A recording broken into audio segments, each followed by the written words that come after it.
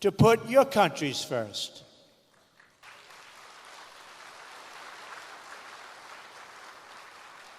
The United States is prepared to work with each of the leaders in this room today to achieve mutually beneficial commerce that is in the interests of both your countries and mine.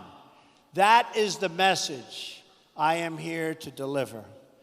I will make bilateral trade agreements with any Indo-Pacific nation that wants to be our partner and that will abide by the principles of fair and reciprocal trade. What we will no longer do is enter into large agreements that tie our hands, surrender our sovereignty, and make meaningful enforcement practically impossible. Instead, we will deal on a basis of mutual respect and mutual benefit. We will respect your independence and your sovereignty. We want you to be strong, prosperous, and self-reliant, rooted in your history, and branching out toward the future. That is how we will thrive and grow together in partnerships of real and lasting value. But for this, and I call it the Indo-Pacific dream, if it's going to be realized, we must ensure that all play by the rules, which they do not right now. Those who do will be our closest economic partners.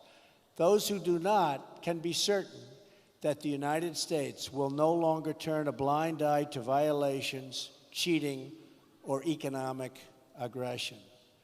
Those days are over. We will no longer tolerate the audacious theft of intellectual property. We will confront the destructive practices of forcing businesses to surrender their technology to the state and forcing them into joint ventures in exchange for market access. We will address the massive subsidizing of industries through colossal state-owned enterprises that put private competitors out of business, happening all the time. We will not remain silent as American companies are targeted by state-affiliated actors for economic gain, whether through cyber attacks, corporate espionage, or other anti-competitive practices. We will encourage all nations to speak out loudly when the principles of fairness and reciprocity are violated.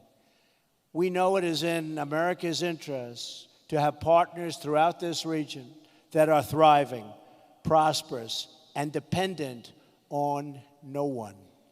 We will not make decisions for the purpose of power or patronage. We will never ask our partners to surrender their sovereignty, privacy, and intellectual property, or to limit contracts to state-owned suppliers. We will find opportunities for our private sector to work with yours and to create jobs and wealth for us all. We seek strong partners, not weak partners. We seek strong neighbors, not weak neighbors. Above all, we seek friendship, and we don't dream of domination.